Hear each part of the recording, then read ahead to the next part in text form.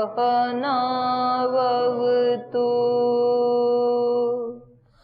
सहनौ भुनक्तु सह वीर्यं करवावहै तेजस्विनावधीतमस्तु मा विद्विषावहै। ॐ शान्ति शान्ति शान्तिः।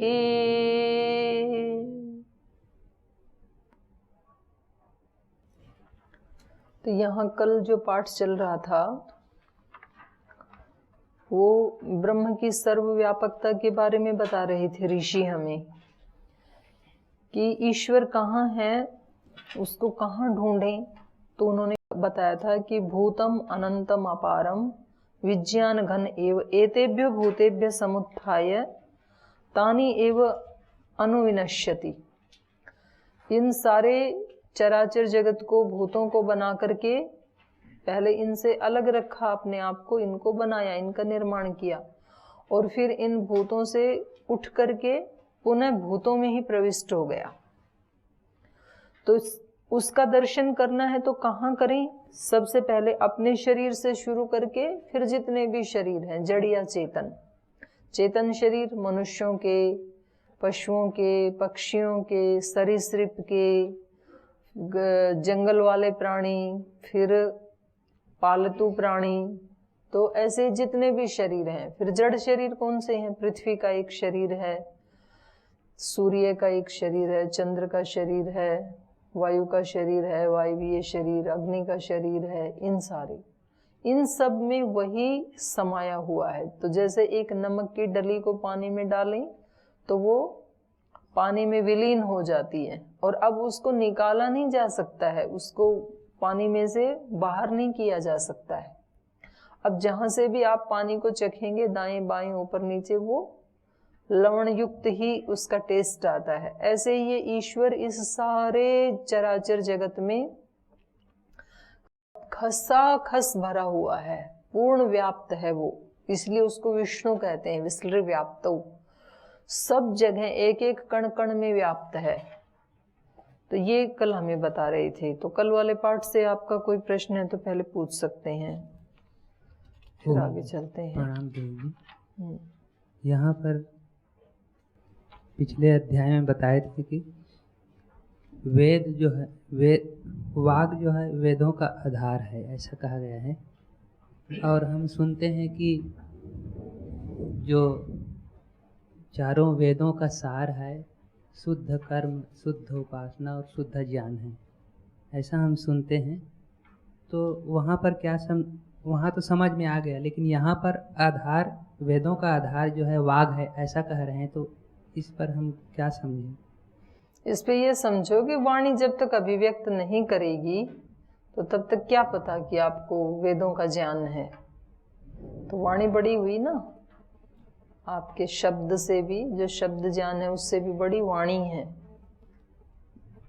वाणी ही अभिव्यक्त करती है कि ये व्यक्ति कितना ज्ञानी है, कितना अज्ञानी है, उसके शब्दों से पता लगेगा।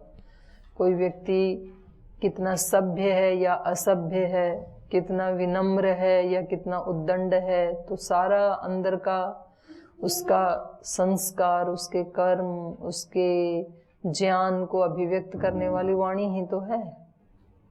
ये वाणी भी तो एक कर्म ही है। तो ये कर्म में वाणी तो एक इंद्रिय है, उस इंद्रिय से कर्म किया जाता है। वाणी कर्म थोड़ी है, वाणी तो एक इंद्रिय है। तो ये भी वाक्य जो पहले वाक्य बोले, कर्म करने वाली इंद्रिय है और ज्ञान इंद्रिय भी है, दोनों है। जो हम सुनते आए हैं वैसी ही ये भी बात कह रहे हैं कि अलग है उनसे। क्या? जो पहले बोले हैं कि जो चारों वेदों का सार है, शुद्ध कर्म, शुद्ध उपासना, शुद्ध ज्ञान, वो जो कहते हैं वही शब्द जो है प्रकारांतर से कह रहे हैं कि ना ना, वो कॉन्सेप्ट ही अलग है। वहां पर बात है कि चारों वेदों का जो सार है वो क्या है उन वेदों में, तो वो बता रहे हैं। आप तो ज्ञान कर्म उपासना यहाँ पर बता रहे हैं कि ये जो चारों वेदों का ज्ञान है वो भी वाणी में निहित है, उसका और इसका कोई तालमेल नहीं है। वो अलग बात करें या अलग बात करें। और कोई इससे अतिरिक्त किसी का प्रश्न है?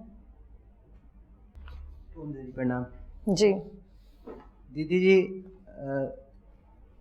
भगवान बुद्ध से लेकर महावीर, जितने भी महापुरुष हुए, दयानंद जी महाराज, स्वामी जी, परम पूज्य आचार्य जी, ये देश को एक नई दिशा दिए हैं, एक प्रेरणा दिए हैं।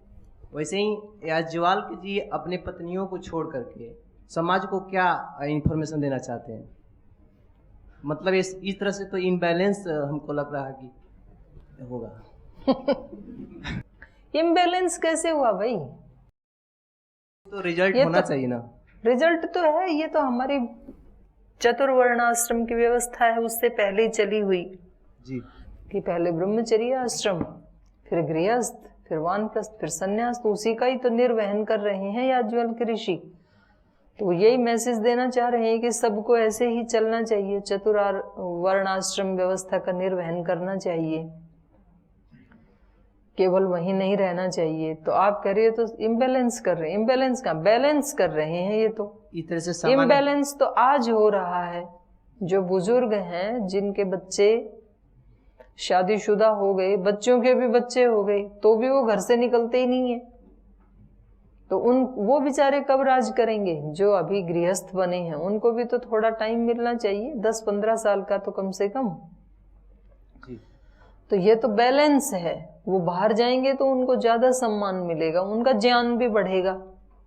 वही उस गांव में, उस शहर में, उस मोहल्ले में जितना उनकी उन्नति होनी थी, जितना ज्ञान होना था, वो हो चुका। अब तब उससे बाहर निकलो, देश में घूमो, लोगों को देखो, उनकी क्या क्या समस्याएं हैं, कैसे कैसे जी रहे हैं, किन किन से जूझ रहे हैं, उसमें आप कुछ सहयोग कर सकते हो तो करो। तो सन्यास की जो परंपरा है वो तो बहुत बैलेंस्ड है। आप खुद उपासना आदि करके ज्ञान की प्राप्ति करो और फिर जिस जिसको आवश्यकता है उनको बांटो। केवल अपने परिवार तक सीमित मत रह जाओ। वसुधैव कुटुंबकम, सारी वसुधा को अपना कुटुंब मान करके, और किसी भी जहाँ कहीं भी जिस गांव में, शहर में, जैसे आचार्य विनोबा भावे रहते थे, घूमते रहते थे पूरे देश में। अकेले व्यक्ति ने 17 साल तक पद यात्रा की उन्होंने, और कई कई बार एक एक स्टेट में घूमे, पैदल, गाड़ी से नहीं। तो 90 वर्ष की आयु के बाद उन्होंने फिर गाड़ी लेना शुरू किया, तो 2-3 साल गाड़ी से भी घूमे, फिर उसके बाद फिर छोड़ दिया, फिर समाधि को प्राप्त किया। उसमें भी वो 4 पाद है, वो उसमें वो 3 स्थूल को छोड़ करके सूक्ष्म पाद को, जैसे पहले ब्रह्म को ही पाना चाह रहे थे। हाँ, तो पहले तो उनको 3, ऐसे आप कल बता रही थी कि ऐसे करना चाहिए, उसका एक क्रम है। तो उसी क्रम पे तो बढ़ रहे हैं। पहले अपने परिवार को, मतलब परिवार को बैलेंस करने के लिए आत्मसंयमी बने, तभी तो 2-2 पत्नियों के बीच में भी इतनी खुशी से रह पाए। नहीं तो एक एक पत्नियां ही बैंड बजा रही हैं आजकल। तो अपने ऊपर आत्मसंयम रखा, और उसके बाद फिर संसार को अपना परिवार मान रहे हैं। तो पहले वाली जो थी वो स्थूल दृष्टि है, परिवार वाली। अब सारे समाज को एक दिशा दे रहे हैं, अपना परिवार मान रहे हैं, ये सूक्ष्म दृष्टि है। उससे भी आगे सारे संसार को ब्रह्म रूप में ही देखेंगे, तो वो दिव्य दृष्टि, उधर ही तो बढ़ रही है यात्रा जी। उन्होंने जो किया ना वो तो ठीक ही किया है, पर वो क्या कहना चाह रहे हैं हमारे लिए, उसके ऊपर ज्यादा फोकस करने की आवश्यकता है। तो उन्होंने गलत किया, ठीक किया, इसका ऑपरेशन ना करो। वो हमें क्या कहना चाह रहे हैं, हमारे लिए क्या उपयोगी हो सकता है, वो हमें देखना है। तो कल उन्होंने कितनी अच्छी बात बताई थी कि जो है त्रिगुण का विस्तार, ये सारी इंद्रियां और इंद्रियों के विषय हैं, और इंद्रियों के विषयों से ही तो हम सब मारे हुए हैं, हम सब आत्माएं।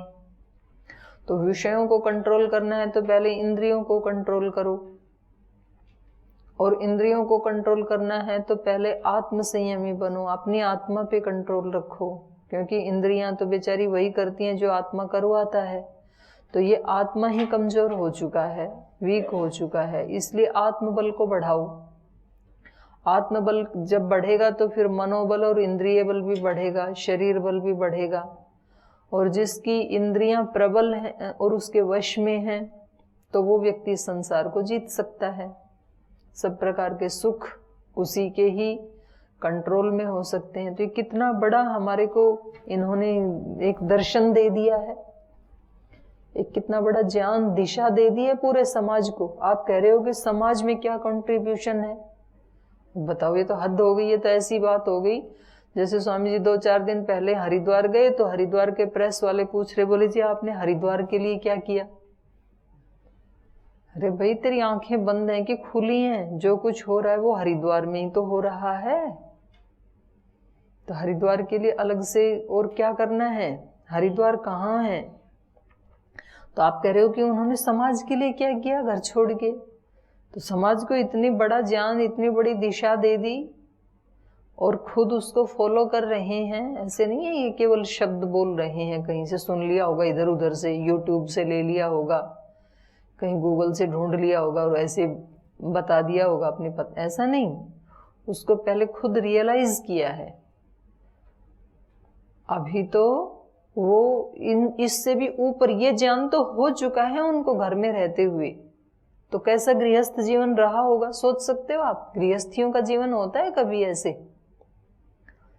कि संसार को पकड़ना है तो पहले इंद्रियों को कंट्रोल करो, इंद्रियों को कंट्रोल करना है तो ये वो व्यक्ति कह सकता है जिसने अपनी इंद्रियों को कंट्रोल किया है और जिसने अपने आत्मबल को बढ़ाया है और आत्मबल को पाया है, वो व्यक्ति कह सकता है ये बात।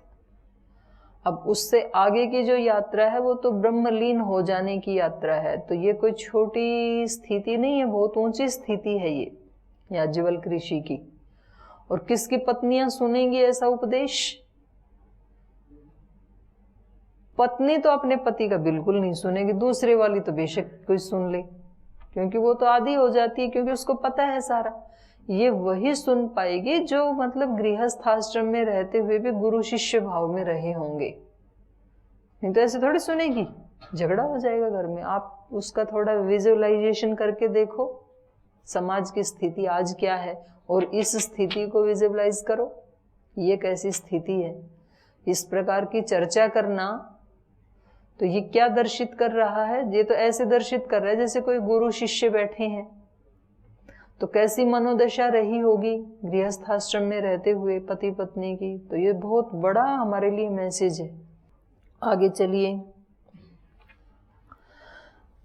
तो कल इन्होंने बताया था कि ब्रह्म सब जगह ओत प्रोत है, इसलिए यहाँ जान लो, सब जगह जान लोगे। तो उदाहरण दिया था इन्होंने नमक की डली का।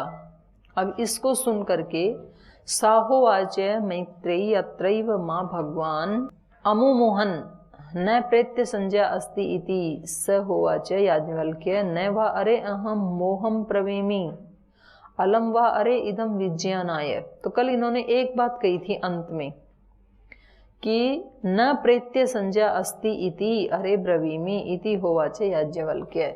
ये जो सारी संज्ञाएं हैं इन्होंने बताया ना कि सब रूपों में वो एक ब्रह्म ही है। तो वो जो सब रूप हैं उनकी कोई ना कोई संज्ञा भी तो है।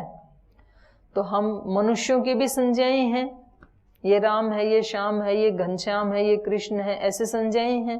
पशुओं की भी संज्ञाएं हैं, ये गाय है, बैल है, घोड़ा है, बकरी है। वृक्षों की भी संज्ञाएं हैं, ये पीपल है, ये नीम है, ये खैर है, ऐसे। तो सबकी अलग अलग संज्ञाएं हैं ना, जो जो रूप हैं उनकी। लेकिन ये संज्ञाएं कब तक हैं? जब तक वो उस शरीर में है, वो चेतन। जब वो चेतन निकल गया तो उसकी कोई संज्ञा नहीं है, फिर तो वो नष्ट हो जाता है शरीर। तो यही इन्होंने कहा था। ऐसे ही जो जड़ पदार्थ हैं उनकी भी संज्ञाएं हैं। पृथ्वी की संज्ञा है क्योंकि इसमें एक चेतन तत्व जब तक काम कर रहा है तो इसकी संज्ञा पृथ्वी है। और प्रलय में जब इससे अलग हो जाएगा चेतन, ये अपने कारण में लीन हो जाएगी तो इसकी कोई संज्ञा नहीं है फिर। तो यहाँ पर जो चेतन काम कर रहा है वो वही चेतन तत्व है जो इस पूरे ब्रह्मांड में व्याप्त है, विश्व ब्रह्मांड में जो व्याप्त है वो चेतन तत्व इनमें काम कर रहा है। सारी प्रकृति में, पृथ्वी से लेकर के, वायु से लेकर के, अग्नि, सूर्य आदि से लेकर के, इन सब में। तो इन्होंने ये जो बात कही कि मरने के बाद तो कोई संज्ञा नहीं रहती है, तो इसको सुनकर के उसने कहा, साहोवाच मैत्रेयी अत्र एव माम भगवान अमुमोहन अमुमोहत, आपने तो यही मेरे को मोह में डाल दिया। मोह में डालने का मतलब मूढ़ता में डाल दिया, डरा दिया आपने मेरे को। मोह वैचित्ते, मेरा चित्त जो है वो विचलित हो गए इस बात को सुन के कि प्रेत्य की कोई संज्ञा नहीं होती है, मतलब उसका कोई अस्तित्व ही नहीं रहता है क्या फिर? तो जब रहता ही नहीं इस शरीर के बाद, सब खत्म हो जाता है, तो फिर ये इतनी साधनाएं, इतना पुरुषार्थ करने से क्या फायदा। सहोवाच मैत्री अत्र एव माँ भगवान अमुमोहन न प्रेत्य संज्ञा अस्ति इति, जो आपने ये कहा कि प्रेत्य की कोई संज्ञा नहीं होती है, तो ये कह करके तो आपने मुझे डरा दिया। सहोवाच याज्ञवल्क्य, तो याज्ञवल्क्य ने कहा, नैवा अरे अहम मोहम ब्रवीमि, अरे मैत्रेयी मैं आपको मोह से, मूढ़ता से युक्त करने के लिए ये नहीं बोल रहा हूँ, आपको डराने के लिए नहीं बोल रहा हूँ ये बात, बल्कि अलम व अरे इदम विज्ञानाय, ये तो मैं आपको विशेष ज्ञान करवाने के लिए बता रहा हूँ। क्या विशेष ज्ञान करवाना चाह रहे हैं वो अगले मंत्र में बताया। यत्र ही द्वैतम इव भवति तद इतर इतरम जिघ्रति, तद इतर इतरम पश्यति, तद इतर इतरम शृणोति, तद इतर इतरम अभिवदति, तदितर इतरम मनुते, तदितर इतरम विजानाति। यत्र वा अस्य सर्वम आत्मा एव अभूत तत् केन कम जिघ्रेत, केन कम पश्येत, तत् केन कम शृणुयात्, तत् केन कम अभिवदेत, तत् केन कम मन्वीत, तत् केन कम विज्ञानयात्। यत् येन इदम सर्वं विजानाति तम केन विजानीयात्, विज्ञातारम अरे केन विजानीयात् इति। तो ये मैंने आपको क्यों बताया है कि प्रेत्य की कोई संज्ञा नहीं होती है, ये इसलिए बताया है कि यत्र ही द्वैतम इव भवति, जहां द्वैत बनता है। द्वैत मतलब हमारे शरीर में द्वैत क्या है, एक चेतन है, एक जड़ है, तो तब उसकी संज्ञा होगी। तो जहां जहां द्वैत का कॉम्बिनेशन होगा वहां वहां संज्ञा होती है। जब यहां से निकल गया चेतन तो द्वैत नहीं है, वो विशुद्ध रूप में है उस समय, तो उस समय उसकी कोई संज्ञा भी नहीं होती है। उसको हम अलग नहीं कर सकते हैं कि ये राम है, श्याम है, ऐसे अलग नहीं कर सकते हैं, उसको आइडेंटिफाई नहीं कर सकते हैं। आत्मा आत्मा है, ये भी एक आत्मा है, ये भी एक आत्मा है, लेकिन दो आत्माओं में भिन्नता किसकी है? जब ये जड़ के साथ जुड़े हुए हैं, शरीरों से जुड़े हुए हैं, जब दोनों के शरीर छूट गए तो दोनों आत्मा आत्मा ही है। उनकी संज्ञा नहीं कर सकते आप कि ये कोई स्पेशल आत्मा है या ये कोई सामान्य आत्मा है, ये ऊंची आत्मा है, नीची आत्मा है, नहीं कर सकते हैं आप। तो ये ज्ञान करवाने के लिए बताया था। यत्र ही द्वैतम इव भवति तद इतर इतरम जिघ्रति, जहां द्वैत होता है तब ही एक दूसरे को सूंघता है। मतलब एक तो सूंघने वाला चाहिए और एक जिसको सूंघा जा रहा है वो विषय वो होना चाहिए। तो द्वैत होगा तभी तो जाना जाएगा कि इसकी गंध कैसी है, अच्छी है या बुरी है। तो ये द्वैत में ही संभव है। तद इतर इतरम पश्यति, एक देखने वाला दृष्टा होना चाहिए, एक दृश्य होना चाहिए, तब ये कहा जाए, तब उसकी संज्ञा होती है कि ये अच्छा रूप है, ये बुरा रूप है। ये संज्ञा तभी होगी जब द्वैत होगा। तद इतर इतरम शृणोति, ये अच्छा शब्द है, ये बुरा शब्द है। ये संज्ञा कब होगी? जब एक सुनने वाला हो और एक जिसको सुना जा रहा है वो शब्द हो। तो ये जड़ और चेतन दो होने चाहिए। तद इतर इतरम अभिवदति, तद इतर इतरम मनुते, एक मनन करने वाला हो, एक मनन करने का विषय हो, तो ये द्वैत हो गया। तद इतर इतरम विजानाति, जब द्वैत जैसा होता है तब एक दूसरे को जानता है, एक जानने वाला और एक जेय। यत्र वा अस्य सर्वम आत्मा एव अभूत, और जब वो द्वैत टूट गया, सब कुछ आत्मा ही हो गया, शरीर रहा ही नहीं, द्वैत रहा ही नहीं, प्रकृति रही ही नहीं, तो फिर क्या बचेगा? आत्मा ही बचेगा तब तो। मतलब महाप्रलय हो गई और कुछ भी है ही नहीं, कोई रूप आदि, तो फिर क्या बचेगा? सर्वम आत्मा एव अभूत तत्केन कम जिघ्रेत, किसके द्वारा किसको सूंघें? केन कम पश्येत, किसके द्वारा किसको देखें? क्योंकि दिखने वाला द्वैत्व तो रहा ही नहीं। तत् केन कम शृणुयात, किसके द्वारा किसको सुने? तत् केन कम अभिवदेत, किसके द्वारा किसको बोलें? क्योंकि एक तो बोलने वाला चाहिए और एक जिसको बोला जा रहा है, तो दो होने चाहिए। केन कम मनवीत है, किसके द्वारा किसका मनन करें? केन कम विजानियात, किसके द्वारा किसको जाने? तो ये न इदम सर्वम विजानाति, जिसके द्वारा इस सब को जाना जाता है। किसके द्वारा जाना जाता है? आत्मा के द्वारा जाना जाता है, चेतन के द्वारा जाना जाता है, ज्ञाता के द्वारा जाना जाता है। जिस ज्ञाता के द्वारा, जिस आत्मा के द्वारा, जिस चेतन के द्वारा ये सब कुछ जाना जाता है, तम केन विजानियात, उसको किसके द्वारा जाने? जो खुद ही ज्ञाता है उसको किसके द्वारा जाने? ये पहले भी आया ना, केनोपनिषद में आया ना ये। छांदोग्य में, छांदोग्य में कहाँ है? हाँ, नान्यत पश्यति नान्यत शृणोति नान्यत विजानाति स भूमा। तो ये कह रहे हैं कि जो स्वयं जानने वाला है उसको किसके द्वारा जाने?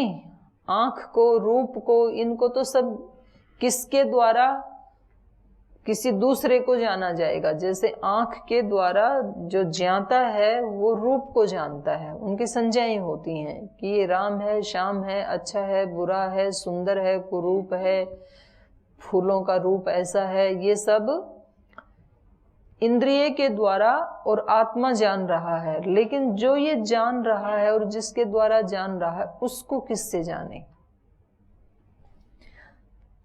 ये न इदम सर्वम विजानाति तम केन विजानियात, विज्ञातारम अरे केन विजानियात, जो स्वयं विज्ञाता है उसको किसके द्वारा जाने? तो उसको तो उसके द्वारा ही जाना जा सकता है। इंद्रियातीत है, उसको किसी इंद्रिय से नहीं जाना जा सकता है, मन से नहीं जाना जा सकता, बुद्धि से नहीं जाना जा सकता। और आंख आदि इंद्रियों की तो फिर कथा ही क्या है। आंख के द्वारा वो आत्मा इस सारी सृष्टि को देख रहा है। छांदोग्य उपनिषद में भी एक प्रसंग आया था ना कि ये झरोखे हैं उसके, जैसे कोई झरोखे से बाहर झांकता है, तो ये आंख क्या है? एक झरोखा है इस महल का। ये जो शरीर है हमारा, ये तो एक आलीशान महल है और उसमें ये दो झरोखे लगे हैं, और उस झरोखे के माध्यम से इस महल में रहने वाला जो इसका सम्राट है वो बाहर के इस सारे संसार को देख रहा है। तो जो इसके माध्यम से सारे संसार को देख रहा है, आंख के माध्यम से, उसको किसके द्वारा देखें? उसको कैसे देखें? बाहर वाला उसको नहीं देख सकता है, आंख उसको नहीं देख सकती है। वो आंख के द्वारा यन मनुषा न मनुते ये नाहुर मनोमतम तदेव ब्रह्मत्वम विद्धि नेदम यदिदम उपासते। तो ये बहुत बड़ा उपदेश दिया इन्होंने। तो इससे पता लगता है कि इनका ज्ञान किस कोटि का रहा होगा, आत्म साक्षात्कार हो चुका है इनको, तब तो ऐसा उपदेश दे सकता है व्यक्ति।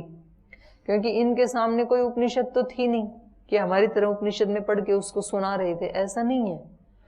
वो तो अपनी अनुभूति उनको बता रहे हैं।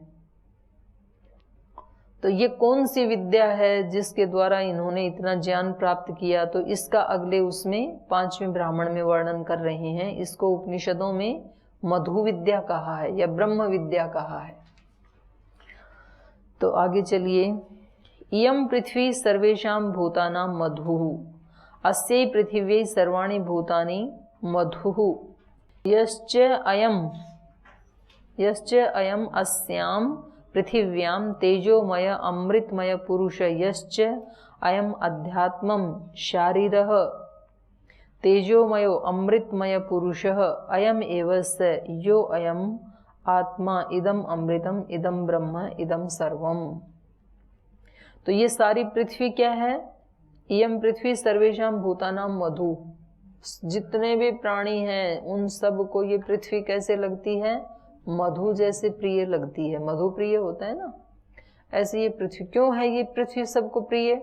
क्योंकि पृथ्वी के बिना तो उनका अस्तित्व हो ही नहीं सकता है। सबसे पहले तो उनके ठहरने का आश्रय आधार पृथ्वी ही है। पृथ्वी नहीं हो तो सारे प्राणी कहाँ रहें? जैसे देश वाले निकाल देते हैं ना कि हमारे देश से निकलो, भारत से निकलो, पाकिस्तान से निकलो, बांग्लादेश से निकलो, ऐसे बोल देते हैं लोग। अगर पृथ्वी भी एक दिन बोलने लगे कि सब मेरे ऊपर से निकलो, तो कहाँ जाओगे? हैं? कहाँ ऊपर? कोई बिल्डिंग बना रखी है ऊपर, कहाँ? ऊपर जाते रहना, कहीं अंत नहीं आएगा ऊपर। ऊपर तो ब्रह्मांड है। आप क्या सोचते हो कि ऊपर? चांद पे भी तो पृथ्वी है। वो मना किया तो? पृथ्वी यदि मना कर दे, पृथ्वी तत्व, तो कहाँ रहोगे फिर? शरीर? हाँ, तो त्यागना पड़ेगा ना, रह नहीं सकते ना, नहीं रह सकते। और फिर मान लो केवल रहने के लिए तो दे दे, खाने के लिए ना दे। जो भी बीज बो, गेहूं, चना, बाजरा, सब्जी, फल, उसको वापस दे ही ना कि नहीं देती हूं, तुमने बड़ा मेरे ऊपर अत्याचार किया है। तो खाएंगे क्या? क्या खाएंगे फिर?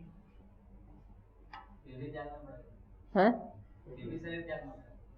तो कुछ नहीं है खाने के लिए, पृथ्वी ही देती है। इसी के आश्रय से हम जिंदा हैं। पृथ्वी के कारण ही वृक्ष हैं। वृक्ष नहीं होंगे तो वायु भी नहीं मिलेगा। तो पृथ्वी क्या है? हमारे जीवन का आधार है। देखो अब कितनी बड़ी महिमा है पृथ्वी की, और हम पृथ्वी को या तो प्रणाम करते ही नहीं है, करते हैं तो भी बस ऐसे एक रिचुअल जैसे कर लेते हैं सुबह उठ करके कि स्वामी जी ने बोला है माता भूमि पुत्रो पृथ्वी, चलो एक बार चुचकार लेते हैं, माथा टिका देते हैं। लेकिन इसकी महिमा को समझना, जितना हमारी माँ के प्रति आदर का भाव है उससे अनंत गुना ज्यादा आदर का भाव पृथ्वी के प्रति हो जाएगा। जल सारा पृथ्वी से ही आ रहा है। अगर पृथ्वी ना हो तो जल भी नहीं मिलेगा, तो हम जिएंगे कैसे? तो इसलिए ये पृथ्वी सारे प्राणियों को मधु के समान प्रिय है। पृथिवी सर्वाणी भूतानी, और उस पृथ्वी को भी ये सारे भूत मधु की तरह से ही प्रिय हैं। तो इसको फिर से शुरू करेंगे। ये मधु विद्या है उपनिषदों की, और आध्यात्मिकता का ये शिखर है एक तरह से। तो इसको कल पढ़ेंगे। आज यहीं कक्षा को विराम देते हैं।